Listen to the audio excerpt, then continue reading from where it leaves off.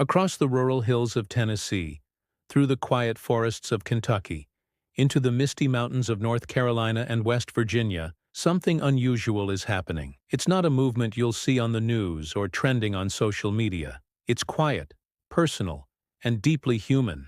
Thousands of Americans are leaving behind everything the modern world told them they needed, and building new lives, completely off the grid. No power lines, no water bills, no mortgage chains tying them down. Just land, shelter, and the will to live differently. This shift isn't about escaping society. It's about surviving it. The cost of housing has hit levels that no working family can justify. Utility bills climb every month while wages barely move.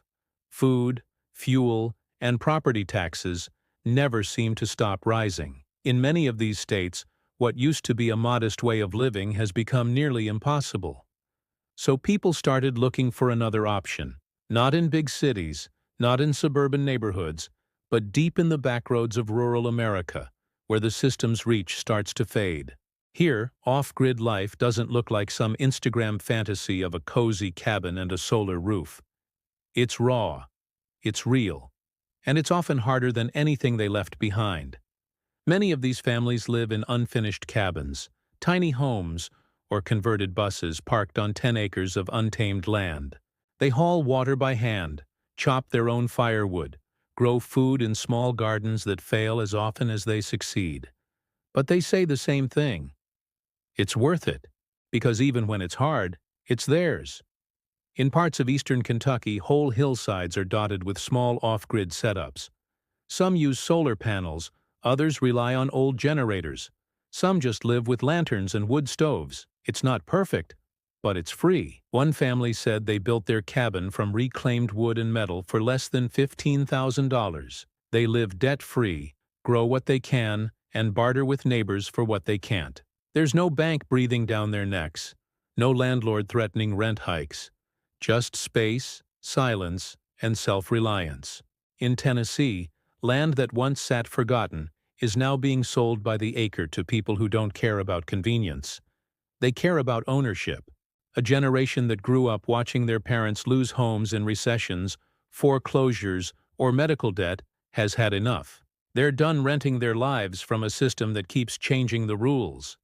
They'd rather build something small and permanent than chase something big and unstable. But this lifestyle isn't without its shadows. Off-grid living in America isn't always legal. In some counties, officials crack down on those who disconnect from utilities, citing safety codes or zoning laws. Others face isolation, limited health care, and unpredictable weather that can wipe out months of work in one storm. Yet people keep doing it. Not because it's easy, but because they feel like it's the last piece of freedom left that doesn't come with a monthly bill. In the mountains of North Carolina, you can still find small, hidden communities where people share tools, trade food, and help each other build. There's a quiet sense of community out here, something the rest of the world lost long ago. These are people who've stopped waiting for help to come from somewhere else. They've accepted that if they want security, they'll have to build it with their own hands. What makes this movement powerful isn't the technology or the savings. It's the mindset. It's the refusal to keep feeding a system that no longer works for ordinary people. Whether it's a family living in a handmade cabin or a single person growing food on a patch of rented land, they all share the same belief, that a simpler life might be the only life worth fighting for anymore. No, off-grid living isn't for everyone. It's tough, lonely, and unpredictable, but maybe that's what makes it so honest. It forces people to see what really matters. Not the upgrades, not the bills, not the endless chase. Just a roof, a fire, clean water, and the peace of knowing that no one owns your tomorrow but you. And that, more than anything, is why this quiet off-grid movement is spreading through the backroads of America, even if no one's talking about it yet. Drive deep into the backroads of Kentucky, and you start to notice a strange pattern. Long stretches of empty farmland where no power poles run, no wires stretch overhead, and no sound of engines or traffic fills the air. Then, tucked between the trees, a small cabin appears. A metal roof, a thin trail of smoke rising from the chimney, maybe an old pickup parked nearby. You realize it's not abandoned. Someone lives here, and not just one person. Across these hills, dozens of families have traded the convenience of town life for something they call peace. To outsiders, it might look like struggle. To them, it's freedom. The off-grid life isn't just a dream anymore. It's becoming a quiet form of protest. The people choosing this path aren't doing it for the trend. They're not influencers chasing a rustic aesthetic. Most are ordinary Americans who simply ran out of patience and options. Many once had normal jobs, mortgages, and monthly bills like everyone else. But after years of living paycheck to paycheck, they realized something no one wants to admit. The system isn't built for stability anymore. The harder they worked, the further behind they fell. So they did the unthinkable. They stepped away. They sold what they could, bought a few acres in rural Tennessee or West Virginia, and started from nothing. For most, it wasn't about escaping society. It was about taking back control. Some built small wooden cabins with salvaged materials. Others turned shipping containers into homes or parked RVs on land they planned to build on later. They ran power from solar panels, collected rainwater, learned how to grow food, and taught their kids from home. It's a simple, self-made lifestyle, but it's one that puts survival back in their own hands. One man in North Carolina said something that stuck with me. They tell us we're going backward. But if the world keeps going the way it's going, maybe we're the only ones moving forward. That mindset captures the entire off-grid movement. It's not about rejecting technology or modern comfort. It's about rejecting dependence. The feeling that everything in your life relies on a system that could collapse overnight. The grid, the banks, the housing market, the jobs. All of it built on uncertainty. Out here they trade that for something real. Land you can touch, a home you can build, a life you can shape with your own hands. In the rolling hills of Tennessee, more and more people are joining this quiet exodus. County records show spikes in small land purchases, parcels between 2 and 5 acres, often paid for in cash. Locals have noticed new faces showing up at supply stores, buying solar batteries, lumber, water pumps, and seeds. It's not a boom you see in the headlines, but it's visible in the rhythm of these towns. For every person leaving the suburbs, another is finding refuge in the countryside. But it's not romantic. The first year off-grid is the hardest. You face loneliness, long winters, and endless work. There's no quick fix when something breaks, no service call for a busted pipe, no grocery store down the street. Many underestimate how much physical and mental strength it takes. Yet for those who make it through, something changes. They talk about feeling alive again, not just existing between shifts and bills, but truly living with purpose. They find satisfaction in the smallest victories: a working water line, a successful crop, a roof that holds through the storm. That's the truth the rest of the world doesn't see. Off-grid life isn't some utopia of freedom. It's a hard-earned balance between survival and peace. But in a country where housing has become unaffordable and systems unreliable, more people are starting to see the appeal. When everything built on convenience starts to crumble, the idea of self-reliance stops looking crazy. It starts looking smart. Because deep down, even those who never planned to live off-grid can feel it. That something in our way of life is breaking. And the people who walked away early, they're not running from the future. They might just be ahead of it. Morning starts early out here, long before the sun rises above the tree line. There's no alarm clock, just the sound of the wind pushing through the woods and the faint creak of old wood floors. Out here, every day begins with work. The kind of work that doesn't wait. You wake up because you have to. Not for a paycheck, not for a boss, but for survival. The fire from the night before has died out, so the first task is to start it again. The air is cold, and the wood pile you chopped days ago already looks smaller than you remember. You make coffee on a propane burner, not an electric machine. You don't scroll your phone. You just sit, watching the steam rise, listening to the stillness that most people never hear anymore. For most off-grid families, each day is a list of small, endless challenges. The solar panels need cleaning. The batteries didn't charge enough because the last 2 days were cloudy. The water tank is running low, so you'll need to pump from the well again. The garden fence has a gap. Maybe a raccoon got in last night. It's not glamorous. It's not the slow-motion highlight reel you see online. It's survival, inch by inch, decision by decision. But in that simplicity, something beautiful happens. Every action has meaning. You feel connected to the things you depend on, to the wood that keeps you warm, to the food you grow, to the land that gives you both. In rural Kentucky, one couple said they've learned more about themselves in 2 years off-grid than in the previous 20 years living in town. They talked about how the noise of modern life keeps you distracted, always rushing, always consuming, but never really living. Out here, they said, every mistake teaches you something, and every victory feels earned. When the power stays on through a storm, it's not luck, it's skill. When a tomato plant survives the heat, it's not chance, it's care. These moments become the small wins that build a sense of pride money can't buy. But the off-grid life also strips away illusions. It exposes how fragile comfort really is. There's no one to call when the roof leaks, no system to rely on when the crops fail. If the generator breaks, you fix it. If your food spoils, you find another way. It's tough, but it's honest. And honesty, out here, replaces convenience as the foundation of life. Many people describe it like returning to something ancient, something humans forgot. It's not about isolation. It's about rediscovering the rhythm that the modern world drowned out. In North Carolina's mountain valleys, the weather is the real authority. The wind decides your plans, the rain sets your schedule. Summer brings long days of labor, while winter turns into a test of endurance. You prepare months in advance, chopping wood, preserving food, reinforcing the roof, checking insulation. And when the first snow comes, there's a strange calm that settles over everything.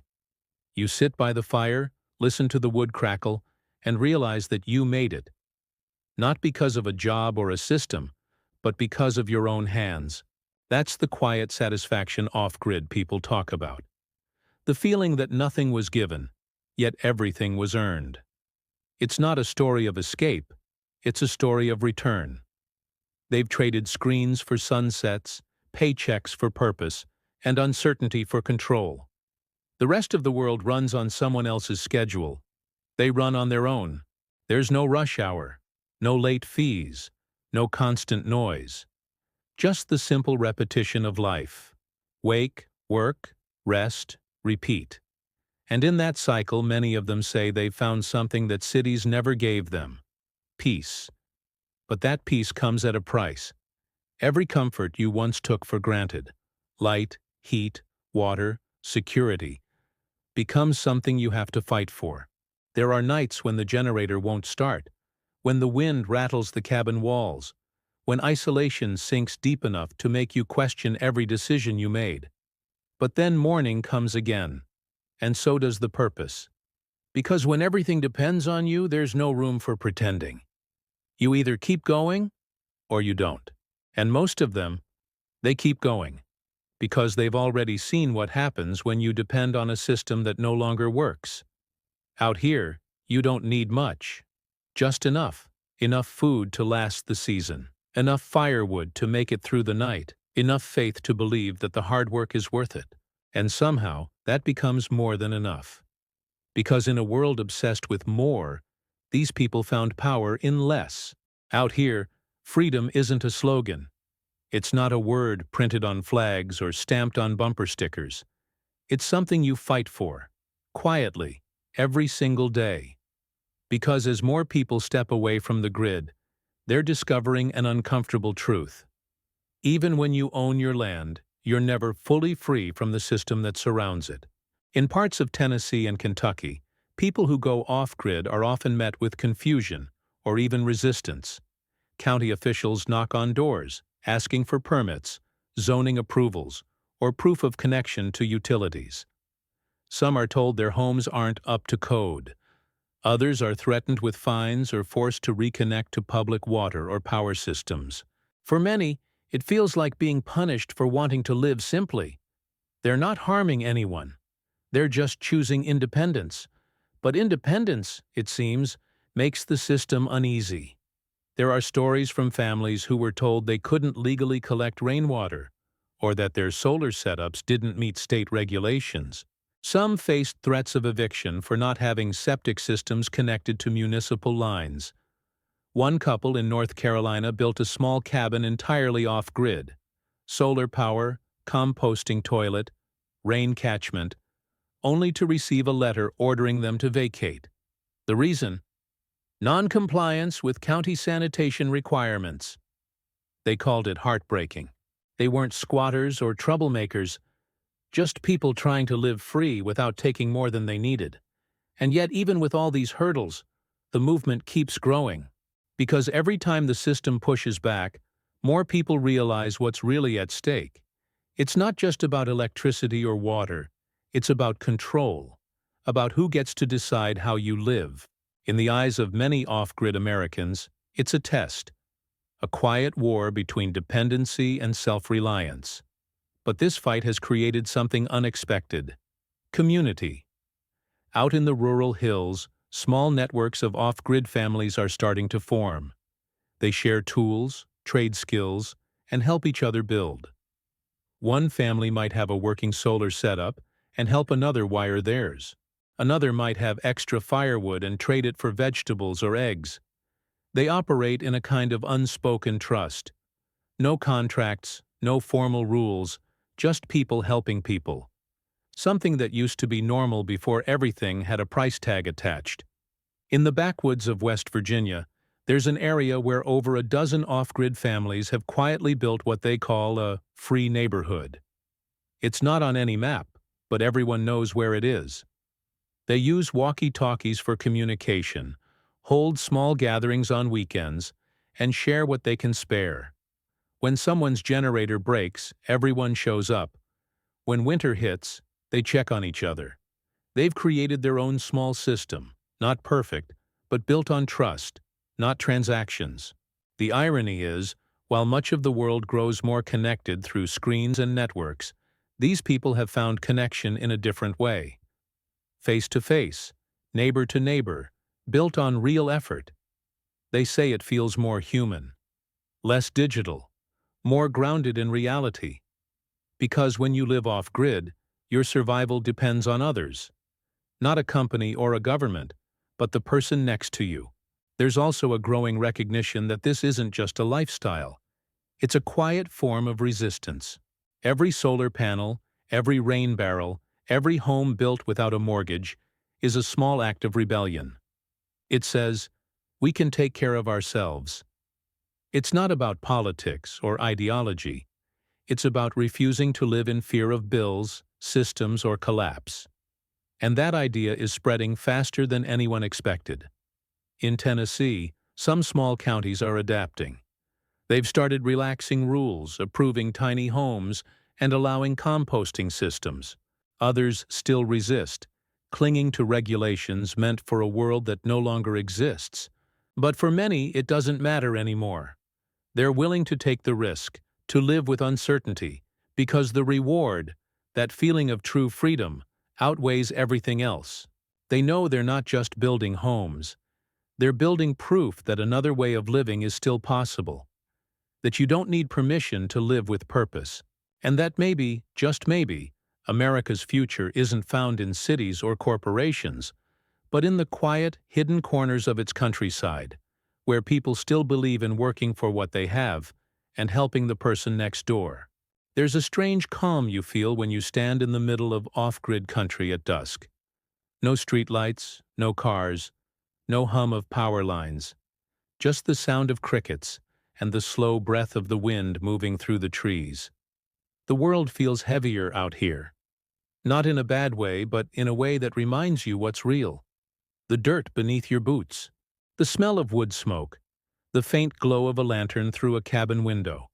It's the kind of peace you can't buy, because it doesn't come from comfort. It comes from simplicity. People who live off-grid often say the same thing. They didn't move out here to run away. They moved because they finally saw through the illusion. The illusion that modern life was secure, that progress meant happiness, that convenience was freedom. But after years of rising costs, fragile systems, and constant dependence, they realized that the more the world advanced, the less control they had over their own lives. And so they left, not out of fear, but out of clarity. They wanted less noise, less chaos, fewer middlemen between them and their survival. In places like West Virginia and Tennessee, this quiet migration is reshaping entire regions. Old farmland that sat empty for decades is alive again. Hand-built cabins sit where factories once stood. Families are teaching their kids how to grow food, collect water, and build shelter. It's not a rejection of the modern world. It's a correction. A slow, steady return to something that feels natural. Because deep down, most people know something has gone wrong. The cost of living keeps climbing while the quality of life keeps falling. The system keeps asking for more while giving less. And for a growing number of Americans, stepping off-grid isn't just an option anymore. It's the only choice left that makes sense. But this isn't a fairy tale ending. Off-grid life doesn't solve every problem. It replaces one kind of struggle with another. You trade convenience for effort, connection for solitude, safety nets for self-reliance. There are nights when the cold seeps through the walls, when the solar battery dies early, when a small mistake becomes a big problem.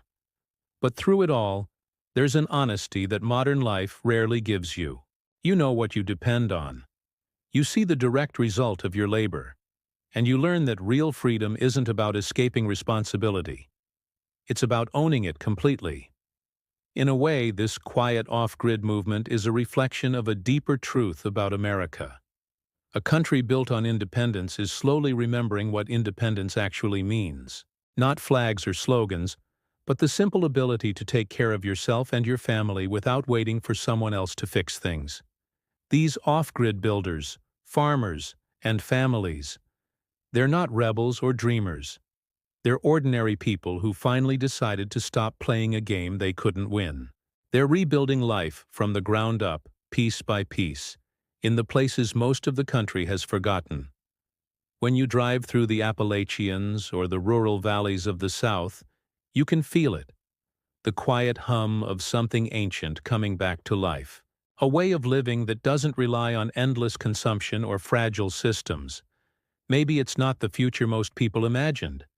Maybe it's not even easy, but it's real. And in a time when everything feels temporary and uncertain, real might be the most valuable thing left. The truth is, this off-grid wave isn't just about homes or land. It's about people remembering who they are, remembering that life doesn't have to be rented, financed, or approved. It can be built, with your hands, your patience, and your courage. It's a slow shift, almost invisible to the mainstream world. But it's happening. Every cabin in the woods, every small garden on a hillside, every person learning to live without the grid. It's a quiet signal that America is still changing, still adapting, still searching for something better. Maybe this is what comes after the collapse of trust. After the systems fail, after the promises fade, after the noise dies down. What's left is what was always there. The land, the work, the will to survive. The kind of life that doesn't depend on headlines or handouts. Just people, earth, and the steady heartbeat of something real. And maybe, years from now, when the world looks back on this time, they won't remember it as a crisis. They'll remember it as a return. The moment when ordinary Americans finally stopped waiting to be saved and started saving themselves.